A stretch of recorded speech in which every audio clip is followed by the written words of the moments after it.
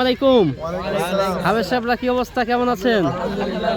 আচ্ছা, সবাই হেফজ খানাল না? কাজ করতে কেমন লাগছে? হ্যাঁ, একসময় আমরা প্রচুর করেছি এই কাজগুলি। 2010 সাল থেকে নিয়ে 2018 পর্যন্ত আমরা প্রচুর করেছি এই কাজগুলি।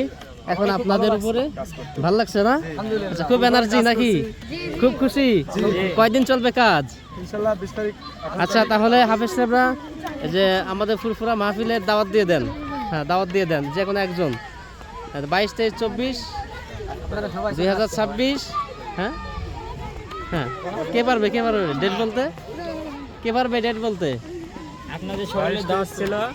হ্যাঁ, দাওয়াত রইল সামনে 22, 23 ও 24 তারিখে। হ্যাঁ, মাহফিল আসবে, 24শে জানুয়ারি 2026। হ্যাঁ, দরবারে ফুরফুরা শরীফের কায়েম মুকাম পাকশি চালে সব মাহফিল। হ্যাঁ, এই যে হাফেজ সাহেবরা প্রচুর কাজ করতেছে দেখেন।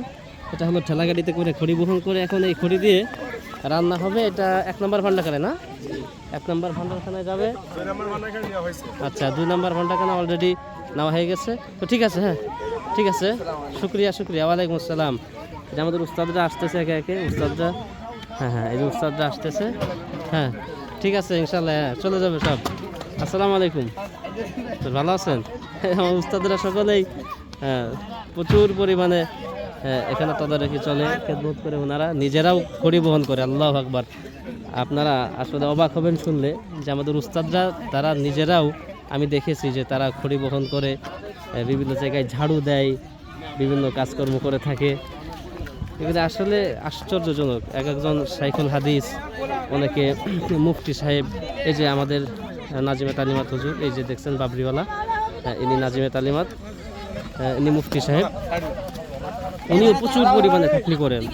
এগুলি আসলে বলার অপেক্ষা রাখে না যে এত পরিমাণে পরিশ্রম করে থাকেন দরবারের জন্য, এই মাহফিলের জন্য, ইসলামের জন্য। তাদের প্রচুর পরিমাণে ত্যাগ এবং তিতিক্ষা এদের ছাত্র ভাইয়েরা বহন করে নিয়ে চলছে। এটা আমরা একসময় অনেক করেছি।